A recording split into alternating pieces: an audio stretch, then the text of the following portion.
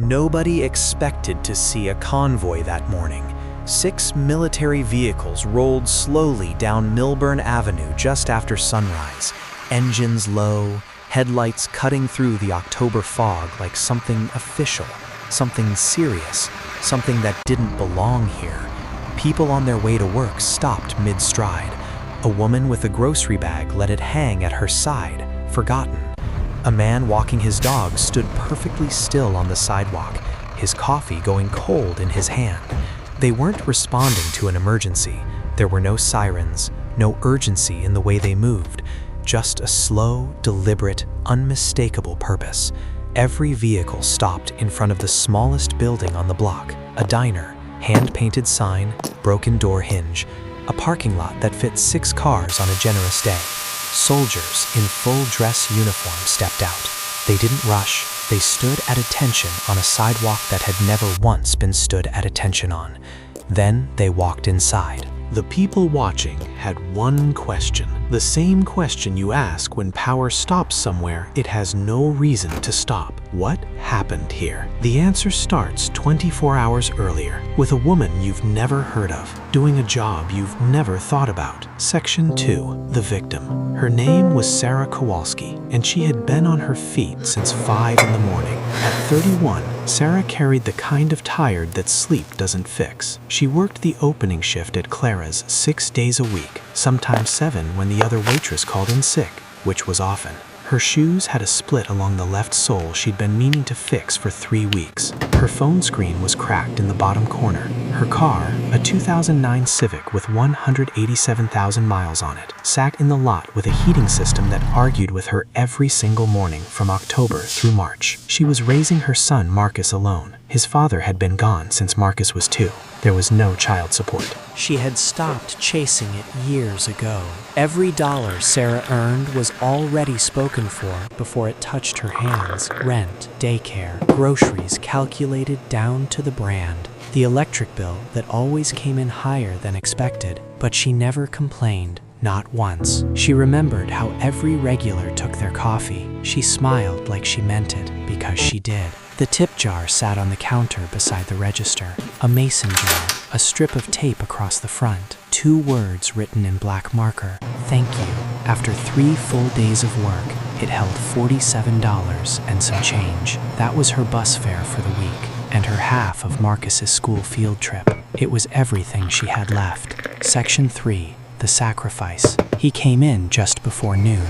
No announcement, no eye contact. He took the stool at the far end of the counter and sat with his hands folded in front of him, like a man who had learned to take up as little space as possible. Worn military jacket, thin for October. He didn't reach for the menu. When Sarah came over, he ordered black coffee, no sugar, nothing else. She poured it without a word. She didn't push, but she noticed things, the way his hands wrapped around the mug like he was pulling warmth out of it. The tremor in his left hand he tried to keep still. The boots under the stool, military issue, resold so many times the stitching told its own story. She went back to the kitchen and placed an order nobody had asked for: pot roast, mashed potatoes, green beans, apple pie. When she set it down in front of him, he looked up for the first time. "I only ordered coffee," he said quietly. "Kitchen made extra," she said. "It'll go to waste." He knew that wasn't true. She could see it in his face, but he was hungry enough not to argue, and she was kind enough to give him the cover of the lie. He ate slowly, every single bite. When he reached for his wallet, she shook her head. He tried again. She held up her hand. "Please," she said, "let me." He left without saying much, just a long look, like he was memorizing her face. Sarah stood behind the counter and looked at the mason jar, empty. She turned back to work without hesitation. The next morning, Section 04, the reversal. She arrived at 5:15, same as always, keys already out before she reached the door, mind still somewhere in the half-dark of a 4:45 alarm. But when she turned the corner into the lot, she stopped. The street was blocked. 6 military vehicles lined up end to end in front of Clara's, engines idling, no sirens, no urgency, just wait. The kind of presence that makes ordinary air feel different. Her manager, Don, was at the window, face pressed against the glass. He turned when she pushed through the door.